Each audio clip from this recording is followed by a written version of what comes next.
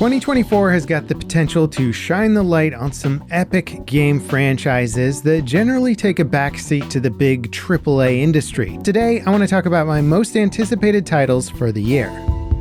Alright, easily my most anticipated game for the year is Stalker 2. This game has been in the works for a long time and was supposed to be released in 2023, but got pushed back to this year. The Stalker IP is a dark, alluring, sci-fi, philosophical journey, and the original source material, like the book, is absolutely fantastic and worth a read. And the first Stalker game, released in 2007, basically wrote the rules for what survival shooters are today. Pretty much every game you play today that's a survival shooter where you go around a dilapidated world scavenging for scraps and things takes some of, if not most of, its inspiration from Stalker. And despite the love for the original game, fans never really got a proper sequel. So to see the new Stalker game dropping trailers that look absolutely gorgeous gets me unbelievably pumped. There was a Gamescom demo last year that looked a little undercooked though, where the visuals took a little bit of a downgrade compared to the trailer footage, so it's entirely possible that the game may be a bit rough around the edges when it launches, but that would be par for the course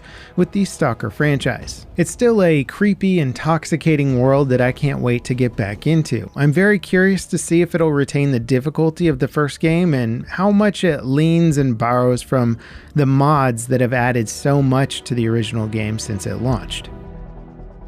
Now, my next game will come as no surprise to fans of the channel, and that is Squadron 42. I know, it doesn't have a confirmed release date for 2024, but a man can dream. Last year, it was announced that Squadron 42 was feature complete and entering the polish phase of development. So unless that polish takes over a year, there's a good chance that we'll be playing Chris Roberts' next epic space opera adventure, and the trailers for the experience do not disappoint. It features a star-studded cast with actors like Gary Oldman, Mark Hamill, Gillian Anderson, and the best spaceship graphics that I've ever seen, plus some crazy scale and atmospherics to go with it. The only part of the game that I'm not convinced will be amazing is, well, the actual gameplay itself. This studio still really hasn't proven itself in the gameplay department yet, but I have a feeling that the narrative and spectacle alone might just be enough for me. I've become quite fond of the Star Citizen universe, and the lore is rich and interesting. A long narrative experience that explores this world further sounds absolutely fantastic. Plus, I've been waiting to play this for over 10 years, so of course, my hype is through the roof.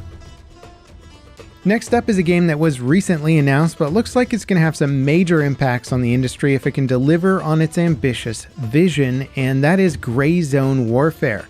Being developed by a studio that's only made mobile games so far, the devs certainly have to overcome some hurdles to prove themselves in this field. And despite the developers claiming that they aren't trying to compete directly with Escape from Tarkov, well, the game is an extraction shooter that looks very similar to Tarkov in most respects. The main difference being that the servers have no time limits. It takes place on a massive jungle island, much bigger maps than Tarkov. It's running on the Unreal 5 engine, and it has a Western PMC aesthetic versus the Russian environment. And thanks to its engine of choice and really embracing all the latest tech in Unreal Engine 5, the game just looks absolutely stunning. There's endless jungles around you, and supposedly the game is going to run with all of that geometry and shading going on.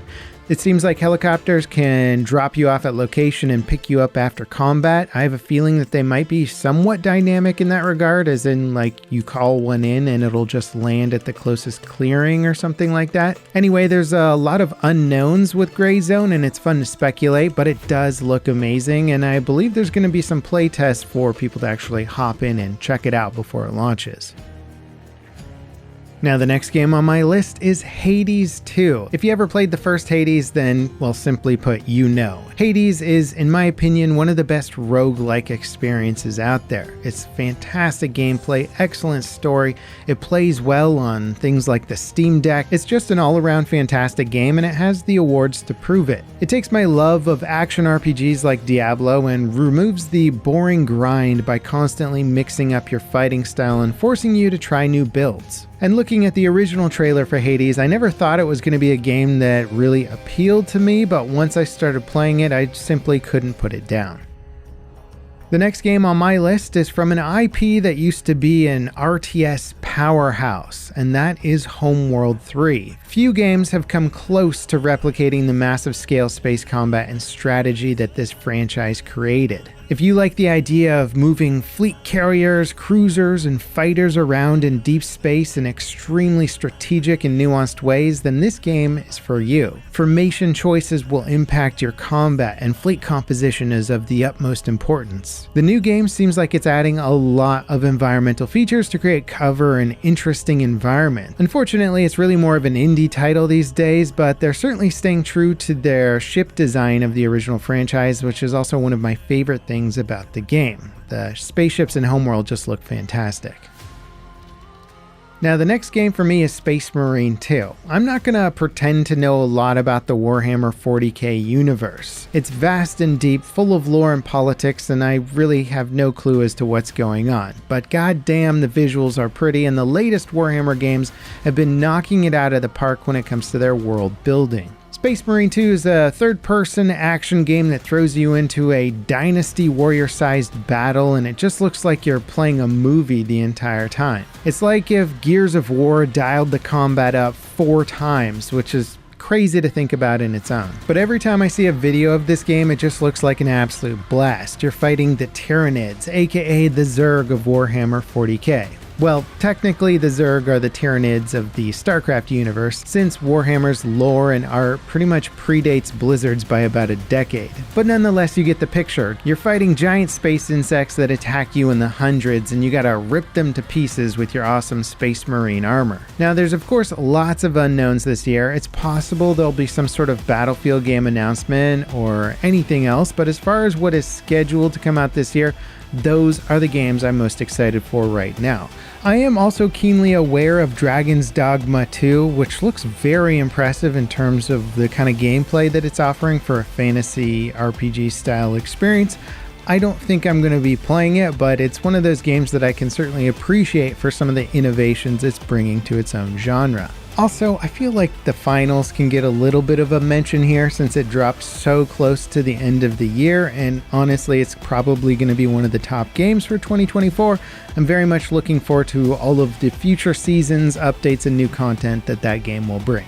I'd be curious to know what games you're most looking forward to in the comments. Let me know. Don't forget to leave me a like if you enjoyed this video, hit that subscribe button if you're not already, and ding that notification bell to beat the YouTube algorithm with me. And up next, check out this video about a solo dev that ported his entire game over to a free engine. It only took him 600-ish hours. And as always, thanks for watching. I'll see you next time. This is Level Cap, signing off.